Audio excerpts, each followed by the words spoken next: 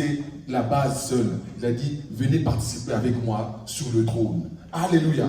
Bien-aimé, c'est dans cet esprit, bien-aimé, que nous devons réellement travailler. Même au niveau de l'Église, Dieu élève toujours certaines parties des gens. Non pas que les autres sont moindres, mais ceux qui sont élevés, comme on peut appeler les élites, les dirigeants, les leaders, doivent prendre ceux qui sont en bas et de les ramener au niveau d'en haut. Alléluia. C'est ça notre rôle aussi. Notre rôle, c'est vraiment de communiquer ce message, que vous puissiez participer au trône de la grâce. Parce que le Seigneur vous appelle à régner avec lui. Alléluia. Vous devez régner avec lui. Avant de commencer, juste pour nous donner un peu l'entrain de ce message, pour que vraiment nous puissions nous engager, je lis l'Apocalypse chapitre 20, de 1 à 4. Je lis dans le nom du Seigneur Jésus. Puis, je vis descendre du ciel un ange qui avait les clés de l'abîme et une grande chaîne dans sa main.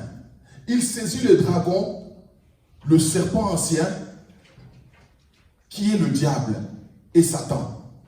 Il les lia pour 1000 ans. Il les jeta dans l'abîme, fermant et scella l'entrée au-dessus de lui, afin qu'il ne séduise plus les nations, jusqu'à ce que les 1000 ans fussent accomplis. Après cela, il faut qu'il soit délié pour un peu de temps. 4. Et je vis des trônes, et ceux qui s'y assirent furent donnés le pouvoir de juger. Et j'ai vu des âmes de ceux qui avaient été décapités à cause du témoignage de Jésus et à cause de la parole de Dieu, et de ceux qui n'avaient pas adoré la bête, ni son image, et qui n'avaient point reçu la marque sur leur front et sur leurs mains. Ils revinrent à la vie, et ils régnèrent avec Christ pendant 1000 ans. Les autres morts ne revinrent point à la vie jusqu'à ce que les 1000 ans fussent accomplis. C'est là la première résurrection. Heureux les saints qui ont part à la première résurrection. La seconde mort n'a point de pouvoir sur eux. Mais ils seront sacrificateurs de Dieu et de Christ, et ils régneront avec lui pendant 1000 ans. Alléluia. Bien-aimés, ça c'est des choses que nous sommes en train de tendre à arriver à cela. Il y a bientôt les règnes millénaires, bien-aimés. Cet enseignement que nous sommes en train de recevoir, ce n'est pas un enseignement tant d'autres qu'on a reçu. Et on rajoute seulement. Ça nous prépare aussi dans ces temps des millénaires qui sont en train d'arriver. Bien-aimés, la Bible nous dit que non, il nous avertit aussi. On nous avertit. Alléluia. Parce qu'on nous parlera aussi que non, ceux qui étaient dans le désert, ils ont reçu aussi la parole, mais ils se sont révoltés contre cette parole. Et ils ne furent pas trouvés dignes de rentrer dans la terre promise. Alléluia. Bientôt, bien-aimés, il y aura cette règne millénaire. On nous dit que non, que nous allons participer avec lui. Avec Christ, on va dominer, bien-aimés. Non pas dominer comme des tyrans, mais il va nous montrer comment, réellement, comment l'homme devait vivre sur la terre sans péché. Et lui sera notre maître sur la terre. Nous régnerons avec lui pendant 1000 ans. C'est là où il nous dira que non, d'autres auront telle ville, d'autres auront telle ville. On régnera avec Jésus. Alléluia. Là, il y aura toujours ce cycle de 24 heures. Ça ne va pas changer parce que nous sommes encore on sera encore sur la terre. Et il y aura aussi des naissances encore sur la terre. Des gens vont aussi se marier aussi. Alléluia. Oui. Mais il va nous révéler la chose, comment nous devions vivre s'il n'y avait pas la séduction. Parce que Satan ne sera plus là. Il n'y aura plus la séduction pendant 1000 ans. Alléluia. Quelle gloire, bien-aimé. Et ça ne dépend pas parce que moi, je possédais des immeubles sur terre. Ça c'est que ceux qui seront attachés à Christ, quand il reviendra, quelle joie, bien-aimé. Pendant 1000 ans, millénaire, millénium. Mais on nous parle après que l'ennemi sera délié. Mais comment on va encore le délier?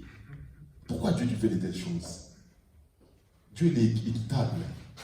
Parce qu'il y aura des qui vont naître entre-temps. Pourquoi toi tu as été séduit, tu as dû croire en Jésus, et eux ne doivent pas être séduits et croire aussi en Jésus? Et on va les délier pour qu'ils puissent aussi séduire encore ceux-là. Mais ceux qui vont s'accrocher à Christ seront sauvés, et ceux qui seront séduits, ils vont périr aussi. C'est pour ça qu'il sera délié pendant peu de temps encore. Alléluia. Bien aimé, est-ce que ça ne vous donne pas envie de persévérer jusqu'à ça? Là, bien aimé, tu peux avoir peut-être une bonne vie peut-être pendant 60 ans. Mais là, ça ne sera pas 60 ans. 1000 ans, bien aimé. 1000 ans, imaginez-vous 1000 ans. Pas la mort. Alléluia. Et ça ne s'arrête pas là. Ça, ce n'est que le commencement. On nous dit que non, que les célestes vont partir avec lui pour l'éternité et les terrestres resteront. Qui sont les terrestres? C'est Israël. Qui sont les célestes? C'est l'Église. Alléluia. C'est les deux peuples que tu as créés. Le sable et les étoiles. Ah, je ne sais pas si vous voulez goûter à quelque chose. Quelle grâce, bien-aimé. Regardez, voyez. Il a fait cela pour toi et pour moi. Il n'avait pas besoin de quitter son trône, mais il ne voulait pas perdre sa créature suprême. C'est l'homme. Amen. Avec ce beau mot, on va commencer par les avertissements. Alléluia. Allons dans Hébreux. Hébreux 2, 1 à 4. Je lis dans le nom du Seigneur Jésus. Je lirai l'hébreu et d'autres. Mon frère Sylvain, mon frère, il lira les autres versets que je donnerai. Je vous tiens de vous tenir debout, s'il vous plaît. La mise en garde contre l'éloignement. C'est pourquoi nous devons d'autant plus nous attacher aux choses que nous avons entendues, de peur que nous ne soyons emportés loin d'elles. Car si la parole annoncée par des anges, on avait expliqué ça hier, a eu son effet, et si toutes les transgressions et toute désobéissance a reçu une juste rétribution, comment échapperons-nous en négligeant ainsi grand salut qui, annoncé d'abord par le Seigneur, nous a été confirmé par ceux qui l'ont entendu, Dieu appuyant leur témoignage par des signes, des prodiges, des divers miracles et des dons du Saint-Esprit distribués selon sa volonté. Amen. Amen. On peut s'asseoir dans le nom du Seigneur. Bien-aimés, on va nous avertir parce que c'est vrai qu'on ne peut pas seulement nous caresser, nous donner seulement des promesses. Mais on doit aussi nous avertir que non, il y a un danger. Il y a des dangers aussi. Alléluia. Quel est ce danger? On nous dit d'autant plus. C'est pourquoi et d'autant plus. De peur que nous soyons emportés loin d'elle. Loin d'elle de quoi? Loin de la parole qui nous est adressée. Vous avez des témoignages, vous avez des amis qui ont commencé en même temps que vous, qui aujourd'hui ne sont plus dans les églises. Ils ne seront pas sauvés.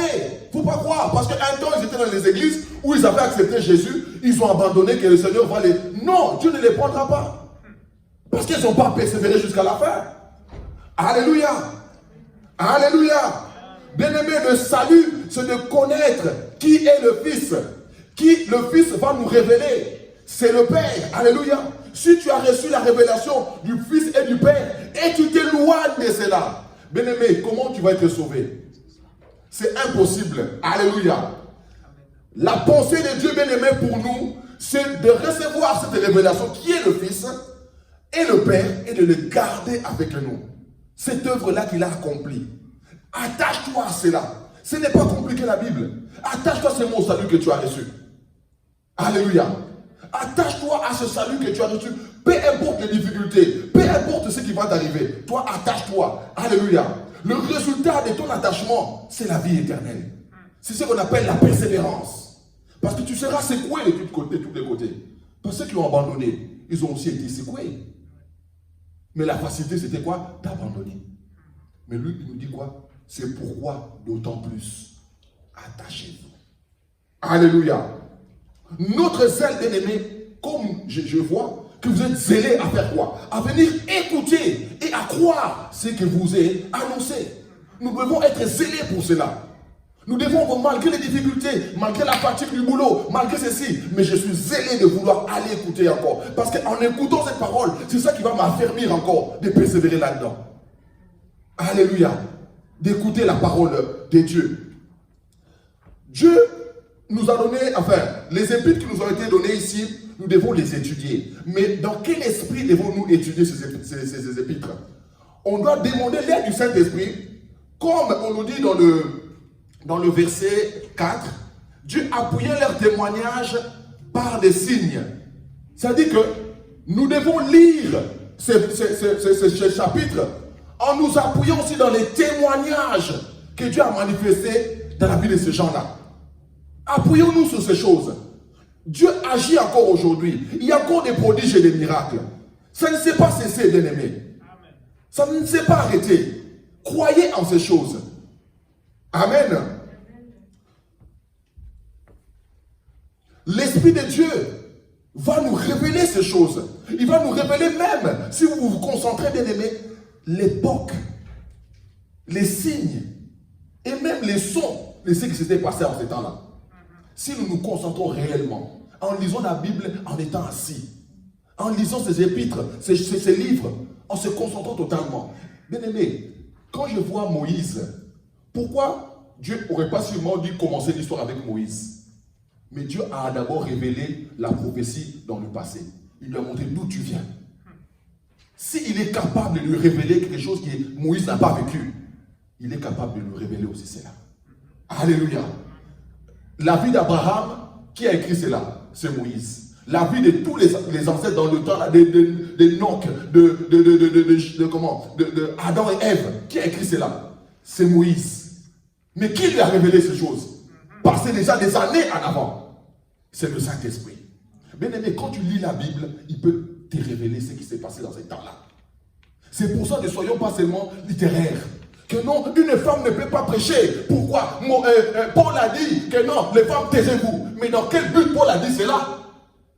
On n'est pas seulement dit, on parle comme cela. Il faut comprendre le contexte et pourquoi Paul a dit ça. Alléluia. On lit la Bible avec le Saint-Esprit. Amen. Il faut que nous nous accrochons, bien-aimés, à l'action du Saint-Esprit. Et avoir l'assurance que non, que le salut que le Seigneur t'a donné, bien-aimé, sera réellement le salut de la vie éternelle. Parce que beaucoup viennent dans les églises. Ils ont reçu Jésus, mais ils ne sont pas sûrs de ce salut. Alléluia. Parce que si tu es sûr de ce salut, tu ne t'éloigneras pas. Peu importe les difficultés. Quand j'ai l'assurance de ma voiture, peu importe l'accident, je suis sûr que non, si je téléphone, on ne va pas dire non, mais je n'ai pas d'assurance. Si même dans le monde, on reconnaît cela, on me rembourse une voiture ou on répare ma voiture. À combien pour des raisons, c'est lui qui a donné de sa vie pour toi et pour moi. Gardez cette assurance. Gardez, bien aimé, combien de téléphones on reçoit? Oh non, pasteur, je ne sais pas si Dieu est encore là. Non, Dieu est là. Dieu est là. Alléluia. Prends mon frère Jean 14, verset 23.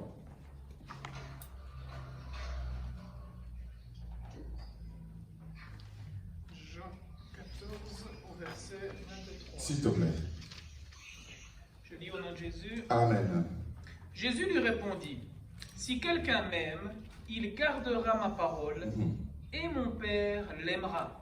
Nous viendrons à lui, et nous ferons notre demeure chez lui. Si tu aimes le Seigneur, tu garderas cette parole. Et non pas seulement que tu gardes ta parole, la Bible nous dit que non, que lui aussi, le Père aussi t'aimera. Il viendra chez toi, il fera sa demeure chez toi. Est-ce que aimes-tu le Seigneur? C'est d'abord cela. Alléluia. Aimes-tu le Seigneur? Si tu l'aimes, ce n'est pas dans les fruits des lèvres, c'est de garder sa parole. C'est de garder sa parole. La Bible dit, je serre ta parole contre mon cœur, afin de ne pas pécher contre elle. Alléluia. C'est ça la croissance spirituelle déjà. Aimer la parole de Dieu. Aimer la parole de Dieu, ce n'est pas seulement de l'écouter, mais c'est aussi de lire, de les pratiquer. Amen. Nous passons, je ne vais pas trop m'attarder parce que sinon je n'arriverai jamais à finir cet enseignement. Je vais passer directement que le Fils de l'homme est supérieur aux anges. Aux anges, pardon. On lit dans Hébreux 2, 5. En effet, ce n'est pas à des anges que Dieu a soumis le monde à venir, dont nous parlons. Ce n'est pas à des anges que le Père a soumis le monde. Le monde est soumis à l'homme. Alléluia. Bien aimé, quand Dieu a créé le monde devait se soumettre à l'homme. L'homme, sa destinée est de s'asseoir avec Jésus sur le trône. Il est candidat du trône. Comme nous sommes là, nous devons cultiver un esprit royal. Alléluia. Vous êtes des rois. Alors comme vous ne le savez pas, commencez à cultiver cela. Parce que vous êtes appelés à régner avec lui. Amen. Demeurez en lui et laissez-lui faire son travail en lui. Dans le psaume 108, psaume 8, 7, 5 à 7, Psaume 8, 5 à 7, Sylvain, s'il te plaît. Alors, psaume 8, Oui. 5 à 7. Oui. Qu'est-ce que l'homme Qu'est-ce que l'homme? pour que tu te souviennes de lui, Pour que tu te souviennes de lui. et le Fils de l'homme Et le Fils de l'homme? pour que tu prennes garde à lui. Oui. Tu l'as fait un peu inférieur à Dieu, et tu l'as couronné de gloire et de magnificence. Tu lui as donné la domination sur les œuvres de tes mains. Tu as tout mis sous ses pieds. Les brebis comme les bœufs et les animaux des champs. Amen. Là, quand David il nous crie ces choses, il pensait à celui qui allait venir, le premier fils. Il parlait de lui. Mais on peut le prendre à notre compte. Pourquoi? Parce que nous sommes en lui maintenant. Alléluia. Qui est l'homme? Pour que tu puisses prendre garde à cet homme-là. Pourquoi la rédemption est valable chez l'homme, mais pas chez les anges? Les anges sont aussi rébellés, mais il n'y a pas de rédemption chez les anges. Mais par contre, nous les humains, on a péché, mais on a eu une grâce, une rédemption. Alléluia. On dit, qui est cet homme? Pour que tu puisses prendre garde à lui. Amen. L'homme qui devait dominer, bien aimé, terriblement, il a été déchu de sa domination. Juste au moment où il devait prendre l'autorité, l'ennemi a pris sa place. Le monde que vous voyez est sous l'emprise de l'ennemi. Amen. Le monde que vous voyez est sous l'emprise du diable. Et maintenant, Christ est venu nous apprendre comment nous devons triompher du monde. Comment nous devons triompher maintenant du monde? En y renonçant au monde. Quelqu'un m'a compris? Comment je dois triompher de ce monde que Christ a triomphé? Je dois triompher en renonçant au monde. Alléluia. Pourquoi? Je dois participer aux œuvres de Christ. Christ a renoncé à ce monde. Christ est mort par rapport au monde. Moi, je dois aussi renoncer au monde et je dois participer aux œuvres de Christ. Alléluia. Quand nous parlons du monde, nous devons bien comprendre parce que nous avons des fois mal à comprendre des choses. C'est des œuvres ténébreuses du monde. Mais Dieu ne nous empêche pas de créer une entreprise. Dieu ne t'empêche pas d'aller en vacances. Dieu ne t'empêche pas de fonder ta famille. Si tu fondes, par exemple, Facebook, mais gloire à Dieu. Rien n'empêche. C'est des œuvres des ténèbres que Dieu dit, n'aimez pas le monde. C'est dans ce sens-là. Si tu vas aller te balader à la forêt, où est le problème? Parce que beaucoup même ne veulent pas venir à Christ parce que non, on a trop d'interdits. Quel interdit? Le péché. Alléluia. Les interdits, c'est des péchés. Mais si tu vas aller te balader à la forêt, prendre tes vacances, aller à Miami, où est le problème? Il n'y a pas de problème. Amen. C'est de renoncer aux œuvres des ténèbres. Le sentier de la justice, c'est l'humiliation devant le Seigneur. C'est s'humilier, bien-aimé. Dieu peut t'élever à un niveau supérieur, mais tu dois toujours rester humble au-devant de lui. Alléluia. Il y a deux choses, bien-aimées, que nous devons retenir dans ce chapitre. Il y a le trône de Dieu. Le trône de Dieu que Christ a gagné, mais il y a aussi une autre chose, c'est les douleurs de Dieu. Et non seulement il a gagné le ciel, qu'il est assis sur son trône, mais pour arriver à cela, il a dû souffrir par des douleurs. Nous aussi, bien-aimés, nous devons emprunter ce chemin. Pour gagner le trône, on doit aussi subir des douleurs. Les douleurs font partie de notre héritage. Mais nous n'aimons pas les douleurs.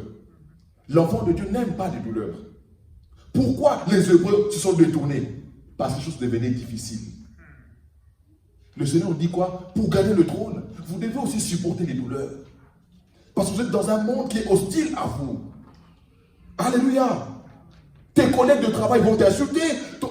Ton mari va peut-être te battre. Tes enfants vont peut-être t'insulter. Il y a un monde qui est hostile à ce que nous croyons aujourd'hui. Pourquoi? Ils sont animés par un esprit contraire.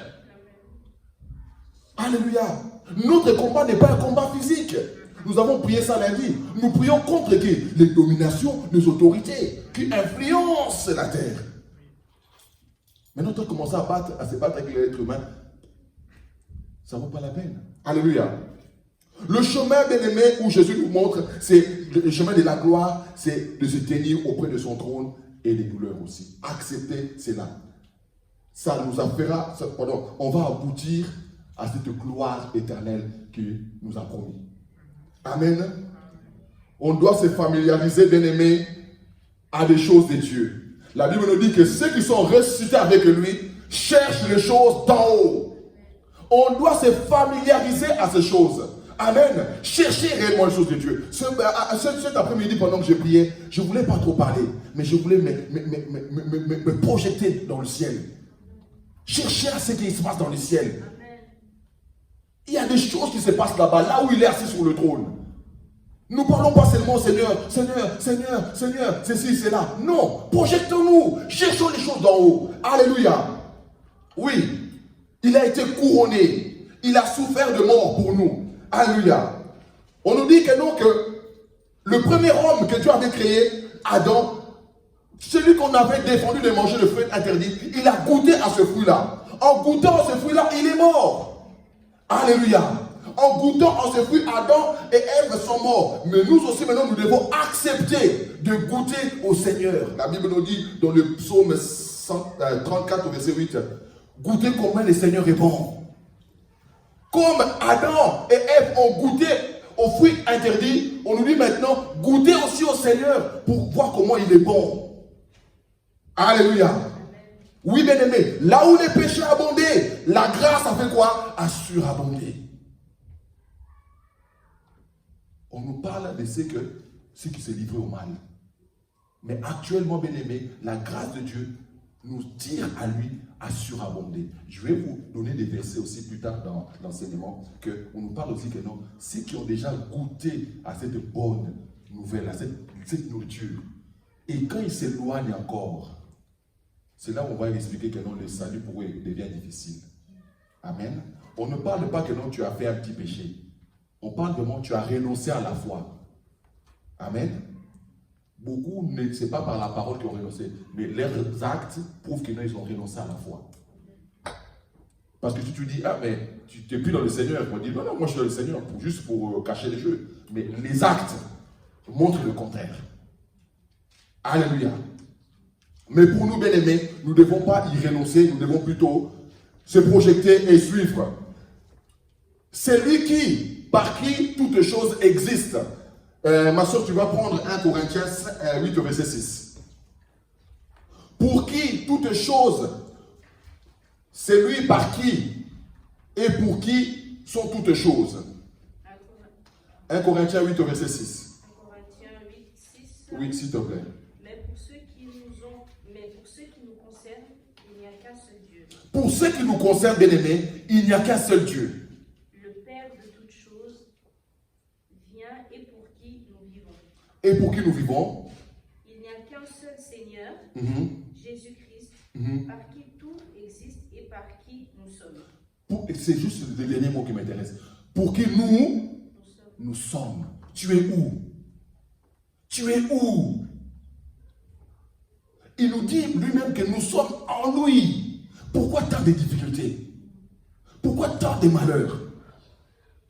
Ça, c'est question de foi maintenant. Amen. Je ne dis pas que non, on ne peut pas nous combattre. On va nous combattre, mais on ne vous vaincra point. C'est ça la Bible. Alléluia. Il y a des choses, ce sont des choses spirituelles. Ce sont des choses quoi? Spirituelles. Je ne crois pas que des maladies spirituelles qu'on peut nous envoyer ça et avoir ça facilement. Je ne crois pas. Moi, c'est ma foi. Je donne l'exemple, ici en Suisse, il n'y a peut-être pas, on ne sait pas comment on appelle ça, le massou. Comment on peut appeler ça en français? C'est compliqué. Hein? C'est une maladie comme ça, je donne l'exemple. Des quoi? Des ulcères. Hein? Bon, voilà. C'est spirituel. Chez nous, par exemple, quelqu'un, par exemple, une rivale, hein? hein, qu'une femme, d'autres femmes, ils ont un même nom. Maintenant, cette femme-là, X, il va envoyer ça dans l'autre.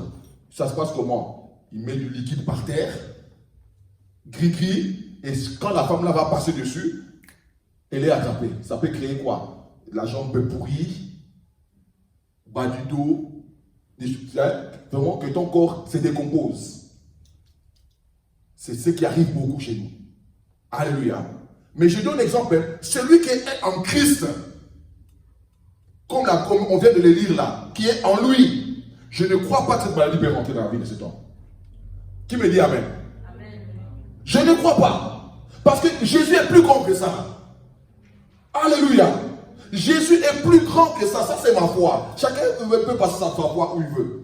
Mais moi, je ne crois pas que non, que si réellement je suis en Christ, que Satan m'envoie des choses et que cette maladie me terrasse. Non, je ne crois pas. Alléluia. Gardons la foi, gardons notre vie avec lui. Gardons notre espérance avec lui. Alléluia. Oui, non, mais non, oui, le pasteur, il est mort de ça. Non. Non. Je ne crois pas. Je ne crois pas. Alléluia. Oui. Comment maintenant, comme je dis, je ne crois pas, ça m'engage à quoi maintenant? Je ne peux pas dire que non, je ne crois pas, et je vis une vie de dégueulasse. Et tu me vois à gauche, à droite, et il sort là, il sort ici, et après je témoigne, non, moi ces choses-là, ça ne peut pas m'arriver. Non. Qu'est-ce que je dois faire pour que ces choses-là ne m'arrivent pas? Je dois pratiquer la présence de Dieu. Alléluia. Comme il m'a dit que je suis en lui, maintenant ma marche à moi, c'est de pratiquer la présence de Dieu. Je suis conscient que Dieu est avec moi et je marche dans sa volonté. C'est là qu'il va montrer que non, que ces choses-là n'auront pas d'effet sur moi. Parce que je pratique la volonté de Dieu. Jésus-Christ a pratiqué la volonté du Père. Est-ce qu'on a entendu ça chez lui? Que non, ce jour-là, Jésus était tellement malade que non, qu'il n'a plus rien fait. C'est pas possible. Tel qu'il est, tel que nous sommes. Et non pas, je pense seulement Jésus à côté. Paul, j'ai jamais vu. Pierre, j'ai jamais vu. Jean, j'ai jamais vu. Mais on aura des persécutions. Si on m'attaque, on me met dans l'île. Ça, oui. Ça, je ne peux rien. Et on peut me mettre en prison, oui. Alléluia. Gloire à Jésus. Bien-aimés, attachons-nous à cette promesse. C'est des grandes choses que le Seigneur nous a laissées. C'est des grandes choses, bien-aimés. Tu n'es pas n'importe qui. Mettez vraiment en pratique la parole de Dieu. C'est que vous recevez, bien-aimés. Pratiquez cela, bien-aimés. Votre vie va changer. Ne vous minimisez pas. Ne bloquez pas votre destinée. Dieu vous appelle à des grandes choses. Alléluia. Comme j'ai dit au départ, il y a des leaders, il y a l'élite. Vous êtes peut-être l'élite. Alléluia. Mais comment vous allez manifester cela? En étant assis. Non, bien-aimés, Dieu nous donne des promesses, mais c'est à nous, notre part aussi, de chercher comment arriver à nos promesses. J'aime beaucoup les répéter. Dieu dit non, il va m'envoyer aux Philippines, en Amérique du Sud, des choses comme cela. Mais Pedro, tu as reçu la prophétie, apprends l'anglais. J'apprends pas l'anglais. Comment ça va s'accomplir? Ça ne va pas s'accomplir. C'est à moi d'apprendre cette langue. C'est à moi de faire que cette promesse s'accomplisse. Dieu dit, mais qu'est-ce que je fais maintenant à côté? Alléluia. Nous devons, bien aimer, faire quoi?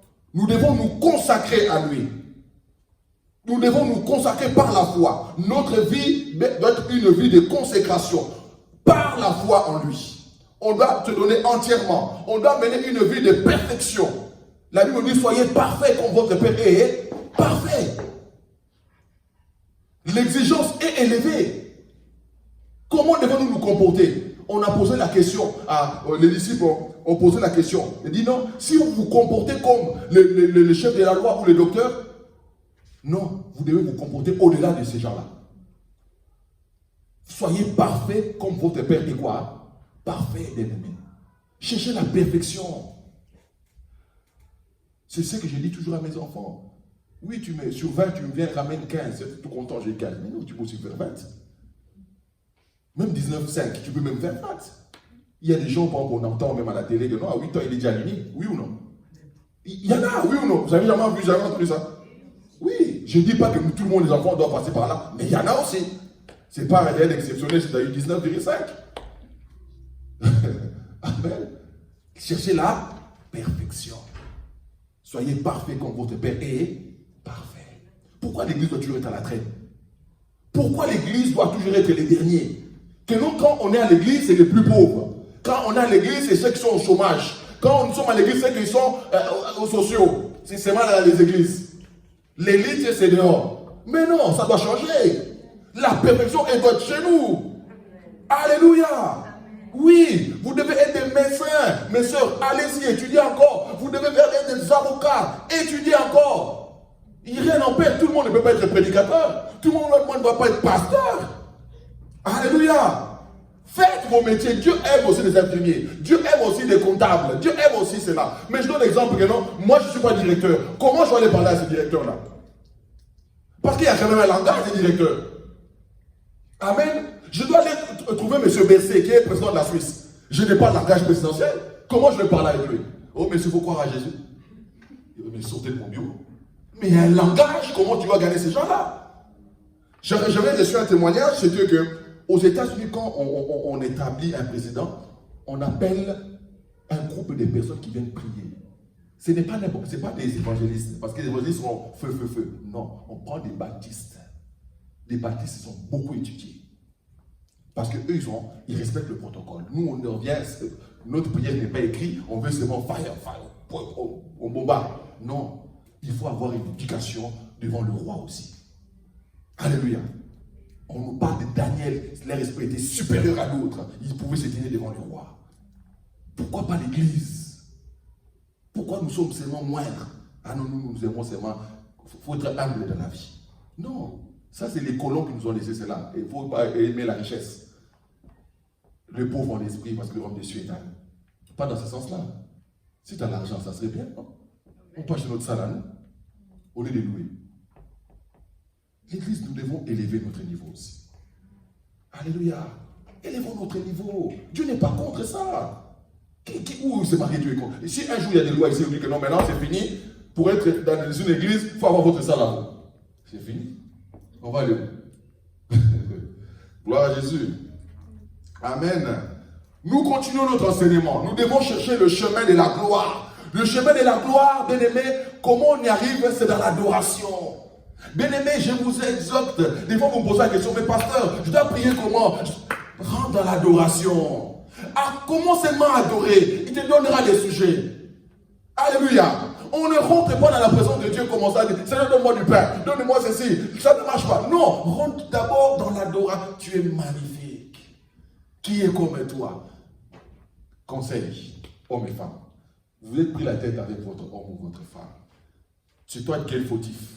Au lieu de venir orgueilleusement, hein, tu viens dans l'adorant. Oh mon chéri, oh mon ami, qui est semblable à toi? Oh, que veux-tu manger ce soir? Je te coule la main. Il va faire un peu l'orgueilleux. Hein? Non, moi, tu vois, mais au fond de lui, amen. L'adoration. L'adoration. Amen. Salomon a adoré toute la nuit. Le Seigneur ne pouvait pas se tenir. Il a dit, que veux-tu que je te donne? Alléluia. Quand tu adores, le cœur de Dieu est sensible. Amen. Il connaît nos souffrances. Il sait ce que nous avons besoin. Mais la porte d'entrée, c'est l'adoration. Alléluia. On va avancer. Il nous dit, Jésus nous appelle frères. Dans le livre de Actes des Hébreux, toujours, 2, de 11 à 13, nous y sommes. Je lis. Car c'est lui qui sanctifie, et ceux qui sont sanctifiés sont tous issus d'un seul. C'est pourquoi il n'a pas honte de les appeler frères. Lorsqu'il dit, j'annoncerai ton nom à mes frères, je célébrerai au milieu de l'assemblée, et encore, je me confierai en toi. Et encore, me voici, moi et les enfants que Dieu m'a donnés. Alléluia.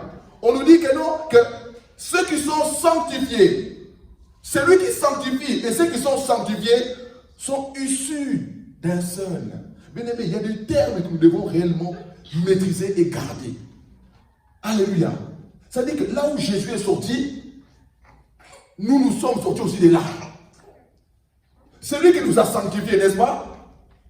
Et nous qui sommes sanctifiés, nous sommes sortis d'un même endroit. Alléluia. C'est comme les mêmes frères et sœurs dans une famille. Tu vas dire quoi? On a le même mère. Quand ma mère a laissé le sein, c'est mon petit frère qui a pris le sein. C'est Jésus a laissé le sein, nous avons pris le sein. Alléluia. C'est ça, nous sommes sortis de là. Ce qu'il n'est pas arrivé à Jésus, pourquoi ça va t'arriver à toi? Alléluia. Est-ce que Jésus était maudit? Non. Pourquoi moi je serais maudit? Gardez les choses. Amen. Un homme de Dieu aime beaucoup dire ce terme. Il dit, si ton expérience contredit la parole, revois ton expérience. Parce que la parole reste la parole. C'est que toi tu as vécu là, peut-être que tu n'as pas bien compris. Mais tu ne vas pas écrire la Bible à cause de ton expérience. Alléluia. Nous sommes issus de là où il est sorti lui. Amen. Rendre saint, se sanctifier, applique bien aimé un relèvement de soi. On doit relever maintenant notre esprit. Élève ton niveau. Dis-toi peut-être en cette année 2020, je vais relever ma dimension. Cette dimension que j'ai, je vais relever cela. Mon temps de prière, je vais augmenter mon temps de prière. Mon temps de lecture de la Bible, je vais augmenter mon temps de lecture de la Bible. Alléluia. Élève la cadence, élève ton niveau. Ne reste pas seulement au niveau là où tu es. Bien aimé, si nous travaillons seulement comme nous travaillons, nous ne pouvons pas faire plus. Ceux qui ont actuellement sur la terre, qui ont beaucoup de fortune, ça dit que non, leur temps de travail est plus que ce que nous produisons. Amen. Vous allez voir que non, ceux qui ont beaucoup d'argent, souvent ils rentrent tard. Et ils sortent très tôt. Ce n'est pas que non, à 16h il était déjà à la maison et à 8h il va sortir. Non. Tout ce temps-là, t'as fait quoi? Alléluia. Si nous voulons, je ne dis pas que non pour gagner le monde, mais si nous voulons aussi gagner certaines choses, prenez du temps dans les choses de Dieu. Du temps de lecture. Du temps de chercher Dieu. De chercher des révélations. Ce que nous aimons entendre, mais c'est des temps qui cherchent aussi le Seigneur. Ces gens-là cherchent le Seigneur, cherchent des révélations. Amen. Où sont nos révélations à nous? Où sont nos révélations à nous? Amen. Quiconque fait la volonté de Dieu et de mon Père. C'est lui qui est mon frère, c'est celui qui désire faire la volonté de mon Père. Un jour, des gens sont venus. Ta mère et tes frères sont dehors, ils t'attendent. Jésus était en train d'enseigner. Il a dit, mon frère, ma mère, mon père, c'est celui qui écoute ma parole et les met en pratique, bien aimé. C'est des principes que le Seigneur nous a laissés. Et nous sommes ses frères communs. Comme il a dit que non, il n'a pas honte de les appeler frères. Pourquoi? Parce que nous écoutons sa parole et nous la mettons aussi en pratique. Alléluia. Le problème dans les églises, c'est ça la chose. Mais tout le monde est chrétien, on n'écoute pas la parole et on ne met pas ça en pratique. Mais on se pose des questions, mais comment cette chose arrive? Mais comment ça s'est arrivé? Comment ça s'est arrivé? Mais où est la pratique de Dieu là-dedans? Où est la pratique? Amen. Souvent on entend ça. Mais pasteur, lui il est chrétien, il chante, il prêche. Mais ça marche, tu connais ça? Toi tu vis avec. Peut-être ça a une double vie. Amen. Il a peut-être une double vie. Il y en a beaucoup. Et Dieu n'est pas aveugle. Dieu peut laisser un temps. Il te laisse un temps de repentance. Il te laisse un temps où tu peux te revenir. Mais quand le Seigneur il frappe, il frappe. Et des fois c'est trop tard. Amen. Quand le Seigneur met sa main, ça devient des fois trop tard. Alléluia. Oui. Allez ma soeur, je te mets dans Jean 17 au verset 26.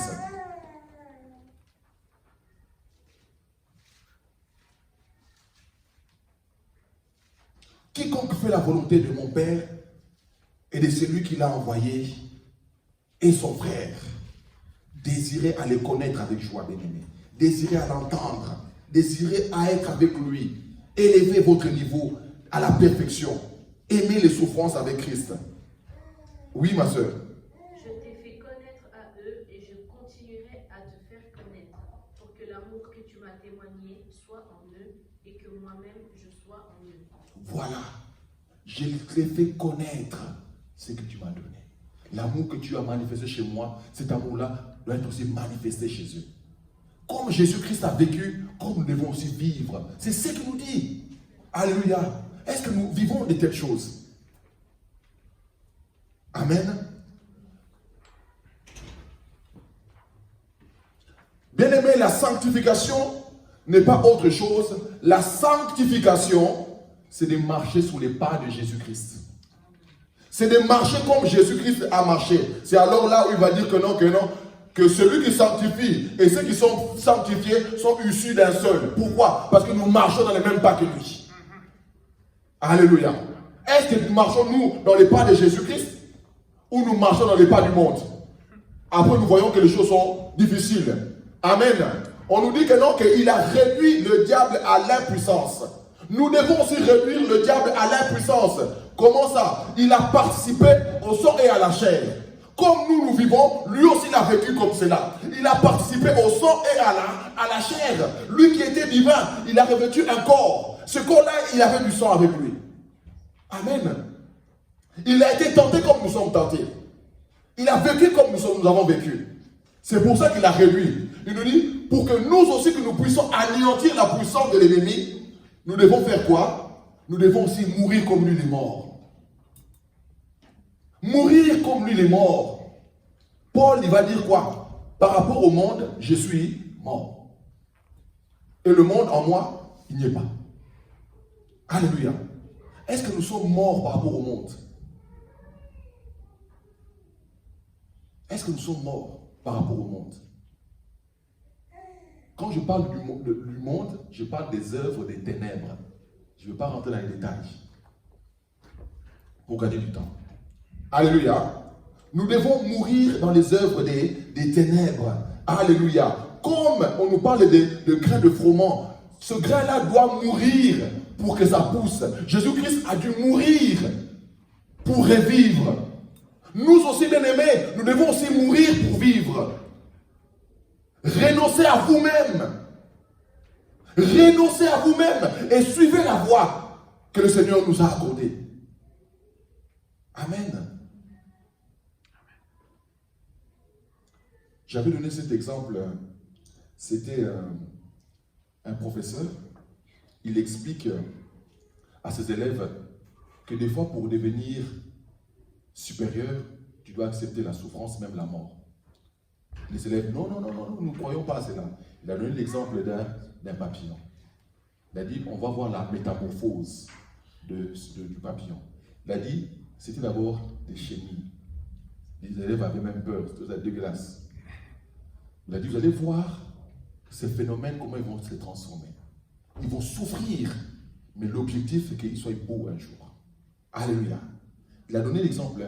Là, actuellement, ils se nourrissent des feuilles. Mais plus tard, ils ne se nourriront plus de feuilles. Mais ils vont se nourrir quoi? Des nectars, des fleurs. C'est supérieur à des feuilles. Mais regardez comment ça va se passer. Le prof est parti. Et les élèves qui étaient là, c'était comme des évanes, hein, des enfants. Mais non. La chenille doit maintenant se transformer. Mais pour se transformer, ce n'est pas en un clin d'œil comme cela. Il doit mourir. Il doit se casser. Il doit se briser. Il y a quelque chose qui se passe. Ce cocon doit se briser. La mort en soi. Mais maintenant, quand les élèves ont vu que non, que les chenilles étaient en train de souffrir, et ils ont commencé maintenant à les aider, à essayer d'enlever les comment, genre la carapace. Hein. Mais ils ont tué tous les chenilles en faisant cela. Mais quand le professeur est arrivé, il a dit, mais qui les a aidés? Il a dit, mais non, mais ils étaient tellement en train de souffrir que non. Il a dit, non, il fallait les laisser. Ça dit, la gloire là devient quand on meurt. Voilà ce qui se passe dans les églises. Les gens ne veulent pas souffrir. Dès qu'il y a moins de souffrance, soit j'abandonne l'église, soit je ne crois pas à cette religion. Mais pourtant, Dieu veut t'appeler à une gloire supérieure. Il faut mourir en soi. Vous savez quand on dit que non, moi je suis mort en Christ. Hey, mais tu dois passer aussi par des œuvres où ça témoigne que tu étais mort aussi en Christ. Quand Abraham dit que non, moi, Dieu, toi tu es mon Dieu. Quand Dieu dit, donne-moi Isaac, il fallait aussi qu'il donne Isaac. Ce n'est pas ce qu'on a les lèvres. Pourquoi nous ne voulons pas souffrir avec lui? Amen. Paul dit de souffrance de peu de temps qui produit une gloire éternelle. Alléluia. Aimez, je ne dis pas que non, que vous devez être des martyrs. Allez chercher cela. Non, quand ces choses-là arrivent, bien-aimés, allez dans l'adoration. Allez dans l'adoration. Alléluia. Asseyez-vous, bien-aimés, chaque jour, en laissant la mort de Christ se manifester en vous. Et cette nouveauté de vie aussi se révélera à vous. Chaque jour, bien-aimés, laissez la mort de Christ se manifester en vous. Et chaque jour aussi, la vie de Christ se manifestera en vous. Quelqu'un m'a compris? Amen. Alléluia. Ne craignez pas, vous serez peut-être insultés. On vous haïra. On vous lancera des pierres. Alléluia. Mais alors, ça change quoi dans ma vie? Ça change quoi dans notre vie? Nous avons un souverain sacrificateur capable de nous secourir. Justement, quand nous serons à Hila, nous avons un souverain sacrificateur capable à nous secourir. On va comprendre l'histoire du souverain sacrificateur comme dans le livre de Lévitique. Mais un souverain sacrificateur d'abord c'est qui? Celui qui défend la cause du peuple. Simplement. Il y avait des sacrificateurs, ceux qui offraient, simplement, mais il y avait aussi le souverain sacrificateur. Il y en avait dans la nation, il n'y en avait qu'un.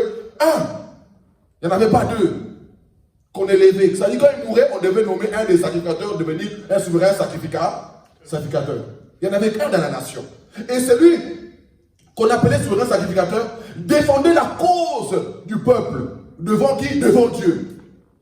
Parce que c'est lui qui allait donner des sacrifices pour le peuple, pour le péché du peuple et son propre péché. Amen. Vous allez voir que j'aime bien le dire, dans le temps de Jésus, il y avait aussi un souverain sacrificateur. Il s'appelait comment? Caïphe. Vous vous souvenez de lui? Caïphe. Il ne voyait pas les choses de Dieu, lui. Alléluia. Un jour, quand on est en train de ramener Jésus à mort, c'est lui qui va dire, vaut mieux qu'un meure que toute la nation meure. Mais on nous dit qu'il ne savait pas qu'il était en train de prophétiser quelque chose. Alléluia. Il ne savait pas. Et quand on pose la question maintenant à Jésus, es-tu le Fils de Dieu? Devant un souverain sacrificateur, Jésus ne pouvait pas ne pas parler. Parce que c'était l'autorité. Il devait obéir à cette autorité. Il est obligé de le dire. Il dit, tu le dis, toi qui le dis. Il a prononcé. On nous dit quoi? Il a déchiré ses vêtements de souverain sacrificateur. Ce qui était interdit. En déchirant ses vêtements, il a donné l'autorité à qui? À Jésus. Alléluia. Et Jésus a tout accompli comme ça devait être accompli. Toutes les passations qui devaient être faites sont passées. Amen.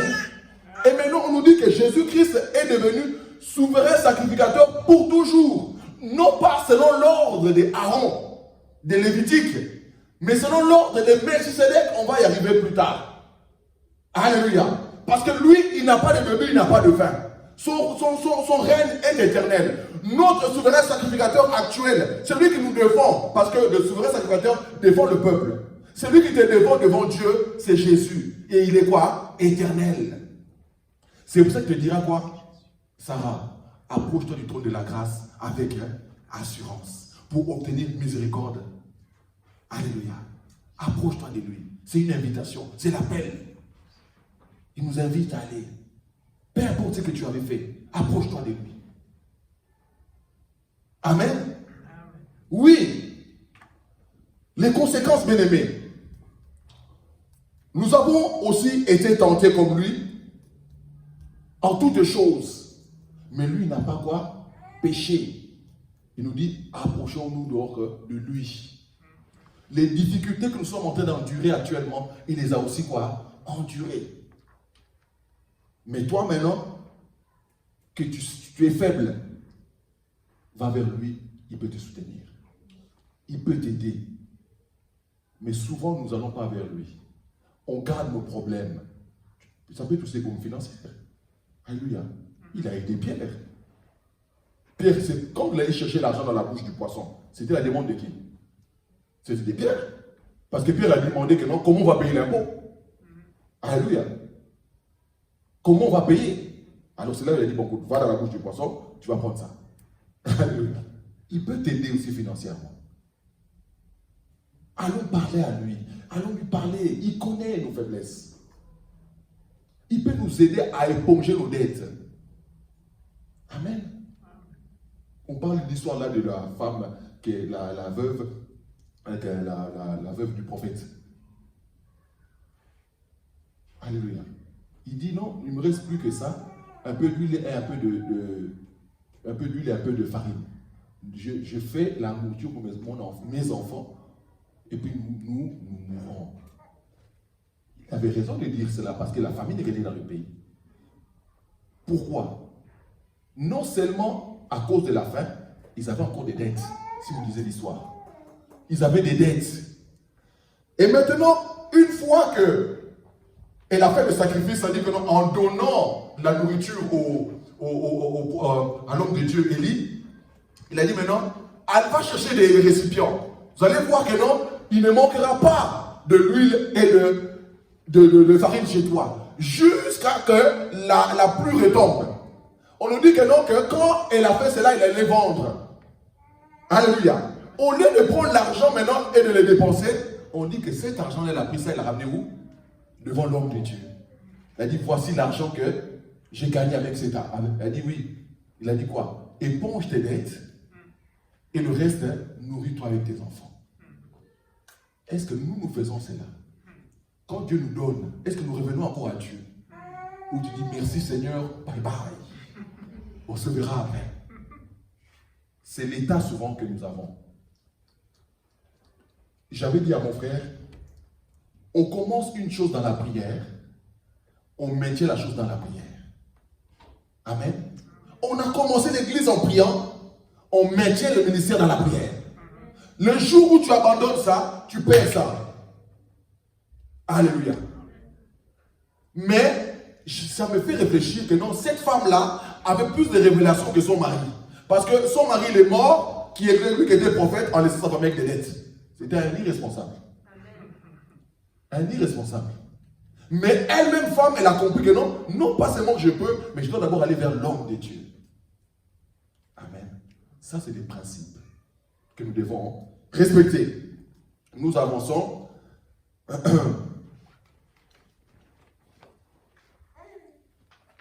Jésus est couronné de gloire et d'honneur. Il est notre souverain sacrificateur à toujours. Il a été tenté comme nous, il n'a pas succombé. Alors approchons-nous de lui avec assurance, bien-aimés. Bien-aimés, nous devons avoir l'assurance quand nous nous approchons de lui, bien-aimés. Nous ne devons pas regarder nos tentations comme une fatalité. Les difficultés comme une fatalité. Mais nous savons que non, auprès de lui par la foi, on peut recourir il peut nous secourir. Les tentations viennent, les difficultés vont venir, mais ce n'est pas une fatalité. On a un souverain sacrificateur qui peut nous aider. Alléluia. Gloire à Jésus. J'avance. Troisième point. Jésus-Christ est supérieur à Moïse. Prenons dans Hébreux 3, de 1 à 6. Vite fait quelqu'un. Hébreux 3, 1 à 6. Oui. Jésus. Amen. C'est pourquoi, frères saints, qui avez part à la vocation céleste, considérez l'apôtre et le souverain sacrificateur de la foi que nous professons, Jésus, qui a été fidèle à celui qui l'a établi, comme le fut Moïse dans toute sa maison, car il a été jugé digne d'une gloire d'autant supérieure à celle de Moïse, et que celui qui a construit une maison a plus d'honneur que la maison même. Chaque maison est construite par quelqu'un, mais celui qui a construit toute chose, c'est Dieu. Pour Moïse, il a été fidèle dans toute la maison de Dieu, comme serviteur, pour rendre témoignage de ce que devait être annoncé. Mais Christ l'est comme fils sur sa maison, et sa maison, c'est nous. Pourvu que nous retenions fermement jusqu'à la fin la confiance et l'espérance dont nous nous glorifions. Si nous reternions fermement ça jusqu'à la fin. Alléluia. On nous dit considérer Jésus. Quand on parle de le considérer, c'est le contempler. Contemplons le Jésus. Quand je dis vraiment dans l'adoration, bien-aimé. Considérer Jésus. Contemplons-le, bien-aimé. Ne vaut-il pas la peine de se concentrer sur lui? Au lieu de se concentrer sur Moïse, il parle à ces gens. Au lieu de vous concentrer sur Moïse, concentrez-vous sur Jésus. Alléluia. Bien-aimé, c'est lui qu'on appelle l'étoile brillante du matin. Regardez quand le soleil se lève le matin, comment c'est lui. Concentrez-vous sur lui. On dit quoi? Vous avez part à la vocation céleste. Vous qui devez vous concentrer sur lui. Au lieu de vous concentrer, parce que leur problème c'était quoi? Moïse est le plus grand. Moïse est le plus grand. C'est-à-dire quand on parle de Moïse est le plus grand, ça dit que la loi doit primer. Non, actuellement ce n'est plus la loi. C'est la grâce qui est venue. La grâce et la vérité. Le ministère du sanctuaire céleste, bien-aimé, nous devons nous concentrer sur ça. Non pas du ministère sanctuaire terrestre, qui était le tabernacle, mais nous devons nous concentrer sur ce qui se passe maintenant en haut. Alléluia. La vérité de la connaissance de Jésus, c'est ça qui est plus important pour nous. Nous devons comprendre qui est Jésus. Nous devons nous concentrer sur lui. Qui est Jésus? Les choses qui se passent dans le ciel. La puissance de l'efficacité de son œuvre. C'est ça qui est important. L'efficacité de la puissance de son œuvre. Moïse a fait des choses extraordinaires. On nous l'appelle le libérateur. Mais nous avons un libérateur, non pas terrestre, mais un libérateur céleste. Il nous a délivrés de toutes choses, bien-aimés. Il nous a délivrés de toutes choses. Ce qui s'est passé dans les tabernacles terrestres, c'est ce qui s'est passé aussi dans les tabernacles célestes. C'est Christ qui l'a accompli pour nous. Amen. Ne pensez pas, bien-aimés, croire tout savoir sur Jésus. On ne sait pas tout sur lui. Amen. Mais le peu que nous connaissons sur lui, attachons-nous à cela. On ne connaît pas tout. On ne peut pas tout connaître. Il a tas de facettes, ce Jésus-là. Regardez même vous-même par rapport au miracle. Il n'a jamais fait 2 miracles de suite. La même chose. Regardez le nombre de miracles. Si vous lisez dans le livre de Jean 20, 24, je pense que ça dit, il a fait encore d'autant de miracles. Mais si on écrivait, le monde ne pouvait pas les contenir. Amen. C'est Jésus-là, bien-aimé. Prenons garde à lui. Jésus ou Moïse? Prends voir Nombre 12 au verset 7. On va accélérer un peu parce que sinon ça sera compliqué. Nombre 12, 7. verset 7 ou 17. 7. Il n'en est pas ainsi de mon serviteur Moïse.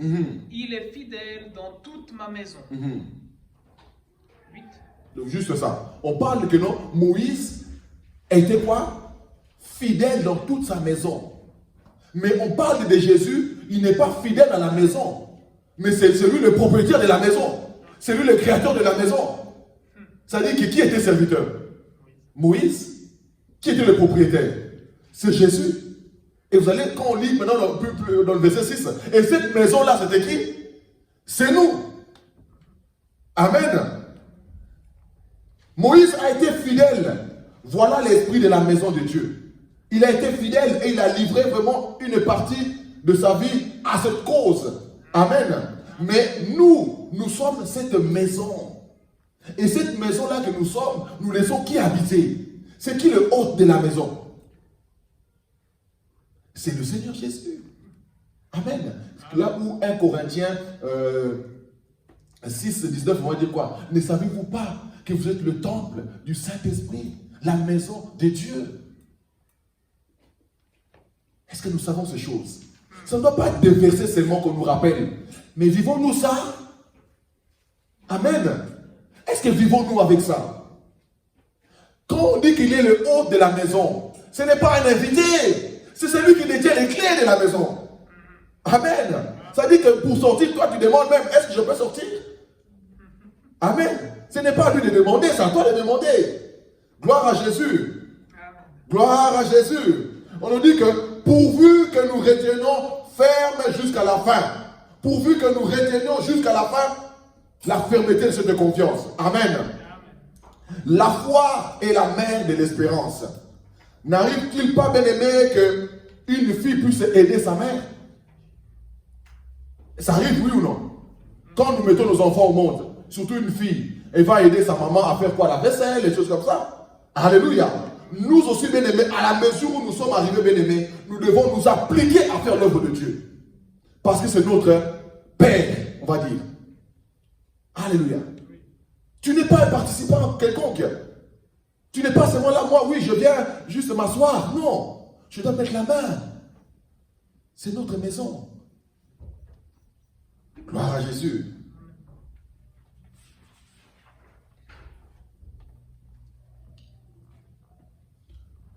Donc 3, 7 à 11 dans le livre des Hébreux, mon frère.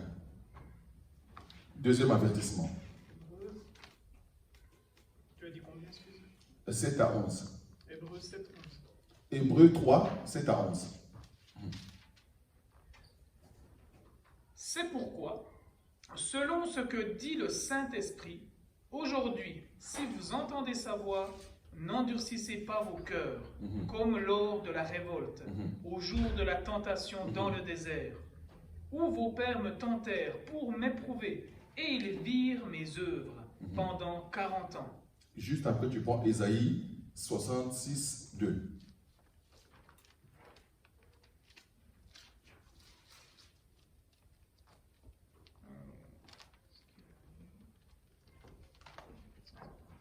Ésaïe 66, 2.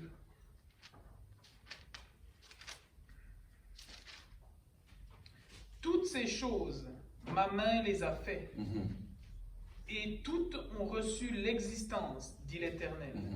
Voici sur qui je porterai mes regards, sur celui qui souffre et qui a l'esprit abattu, sur celui qui craint ma parole. Amen.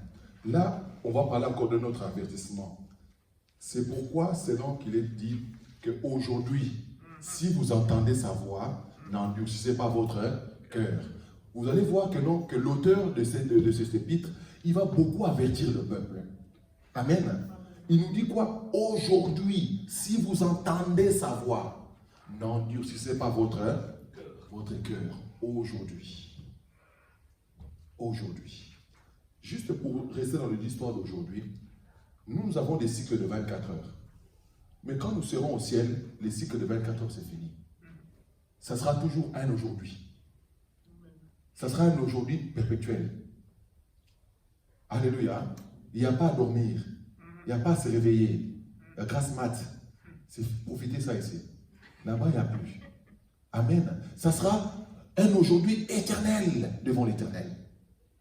Les cycles que nous avons comme le 24 heures, c'est juste pour nous. Amen. Là-bas, il n'y a pas. Rien que si vous allez même dans d'autres planètes, ça ne tourne pas le même rythme que nous. Ils ne sont pas 24 heures comme on compte les jours. Alors Dieu ne se réfère pas à ça. Ne mettez pas Dieu dans une boîte. Amen. Il nous dit, aujourd'hui, si vous entendez sa voix, n'endurcissez pas votre cœur. Il nous dit quoi? Il nous parle par le Saint-Esprit. Comme on avait dit au début de notre enseignement, il avait dit que non, que avant il nous parlait par les prophètes. Actuellement, il nous a parlé par le Fils. Aujourd'hui, si vous entendez sa voix, n'endurcissez pas votre cœur. Amen. C'est très important, bien-aimé. Le salut se résume en ces 2 points, bien-aimé. Que le Fils parle. Il parle où? Dans notre cœur. C'est ça. C'est ça le salut. Si tu crois et tu confesses de la bouche et tu crois du cœur. Croire ce que le Seigneur a dit sur toi. Croire ce que sa prononce. Ne mets pas en doute la parole de Dieu parce que tu es en train de vivre autre chose. Ne t'endurcis pas par rapport à la parole de Dieu. Alléluia. Le Seigneur ouvre le cœur bien-aimé de Lydie, une servante de l'Éternel dans le Acte des Apôtres 16. On dit que le Seigneur ouvrit le cœur de Lydie afin qu'elle soit attentive à la parole de Paul. Si tu crois aujourd'hui, c'est parce que le Seigneur a ouvert ton cœur pour que tu sois attentif à la parole. Ce n'est pas un fruit des hasards que tu es là. Amen. Oh non, que moi je suis meilleur qu'eux parce que j'ai cru. Non, Dieu a ouvert le cœur de Lydie. Pour faire quoi? Pour croire à la parole que Paul est en train de prononcer. C'est comme on peut aussi être là. Peut-être beaucoup vont peut-être pas croire ce que je suis en train de dire. Mais Dieu peut t'ouvrir le cœur pour croire en cela. Amen. Oui, bien-aimé, mais on doit être souple devant le Seigneur. Gardons, bien-aimés, gardons notre cœur ouvert, gardons notre esprit ouvert, gardons tous les sens spirituels que nous avons ouverts afin de recevoir et de discerner la parole de Dieu. Amen. Tu es dans la prière, mais tu es déconcentré, tu penses à autre chose. Non, tu ne peux pas recevoir. Restons concentrés à la parole de Dieu. Mais on nous dit que non, aujourd'hui, si vous entendez sa voix, c'est quelle voix? Aujourd'hui, il nous parle par le Saint-Esprit aussi. Le Saint-Esprit fait quoi? Il vient nous rappeler la parole de Dieu. Il viendra et il vous annoncera ce que je vous ai annoncé. Il vous rappellera. Amen. Nous n'avons pas seulement besoin du Saint-Esprit pour l'onction. On a besoin de lui pour la comprendre aussi, la parole de Dieu. Je vous ai expliqué que l'onction, bien aimé, on peut avoir l'onction, pas avoir le Saint-Esprit, ne pas avoir le Saint-Esprit. Amen. Tu peux avoir l'onction, quelqu'un il a l'onction, mais le Saint-Esprit n'est pas là. L'onction, c'est juste quoi? La fonction que tu as. Amen. Et il nous donne l'exemple. Quand l'âne a parlé avec le prophète Balaam, est-ce que l'âne avait le Saint-Esprit? Non. Quand on touchait les habits des apôtres, les habits avaient le Saint-Esprit? Est-ce que le mouchoir que Pierre et les autres avaient touché avait le Saint-Esprit? Non. Mais ce mouchoir avait l'onction. Amen. L'onction, c'est une chose, et le Saint-Esprit, c'est autre chose. Mais nous croyons que non, que l'onction d'abord est là et que le Saint-Esprit doit venir après. Non, c'est quand le Saint-Esprit est là que l'onction va vraiment bien couler. N'endurcissez pas votre cœur. Aujourd'hui, bien-aimé, restez dans le thème de aujourd'hui. Quel est aujourd'hui, bien-aimé, pour toi? Quel est aujourd'hui pour toi? C'est quoi aujourd'hui pour toi? Je vais m'arrêter un peu comme ça pour faire réfléchir, bien-aimé. C'est quoi aujourd'hui pour toi? Aujourd'hui, c'est à toi, mais demain, ça ne te concerne pas. Amen. Aujourd'hui, le Seigneur te parle. Pourquoi tu n'appliques pas? Quand tu diras, oui, d'accord, mais moi, je m'engagerai demain. Mais demain, ce n'est pas à toi. Demain appartient à Dieu. Amen. Aujourd'hui, c'est à nous, on peut projeter. Mais demain, est-ce que demain, nous sommes sûrs d'être là? Prosternons-nous, bien-aimés, et prêtons l'oreille, parce qu'aujourd'hui encore, il doit encore nous parler. Ouvrons largement notre cœur, bien-aimés, parce que l'appel de Dieu est pour nous. L'appel de Dieu est pour nous. Écoutons sa voix jusqu'à ce que sa parole va retentir au fond de notre cœur. Amen. Est-ce que nous entendons retentir sa parole au fond de notre cœur? Moi, je veux vraiment arriver dans le temps où ce n'est plus pas que ce que je lis. Ce n'est pas ce que j'entends, mais que le Seigneur parle dans mon cœur. Alléluia. Est-ce que vous désirez ça? Ce n'est pas la révélation que non, ah, tel pasteur a dit, oh, c'était fort, je garde cette révélation. Mais où est ma révélation à moi? Aujourd'hui, où est ma révélation? Est-ce que nous soupirons encore à ça? Où nous aimons écouter, ah oui, cet homme prêche bien, je vais aller l'écouter encore. Pourquoi tu ne te poses pas devant la Bible et recevoir ta révélation propre? Qui changera réellement ta vie. C'est cette révélation qui change la vie d'un homme. Amen. Je vous donne un exemple. Jésus était avec ses disciples. Il dit, qu'est-ce que les gens disent de moi? Oh, tu es ceci, tu es cela. Il dit, et vous, qui dites-vous que je suis? Pierre dit, tu es le Christ, le Fils de Dieu vivant. On dit que Jésus s'est réjoui. Il dit, c'est lui qui t'a révélé ça. Ce n'est pas la chair, ce n'est pas le sang. C'est mon Père. Cette révélation-là a marqué la différence de Pierre. Il est devenu leader des 12. La révélation de Dieu va te démarquer dans la société. La révélation de Dieu, bien-aimé, va te faire démarquer dans la société où tu vis. Alléluia. Pourquoi nous ne cherchons pas des révélations à Dieu? Chez lui. Amen.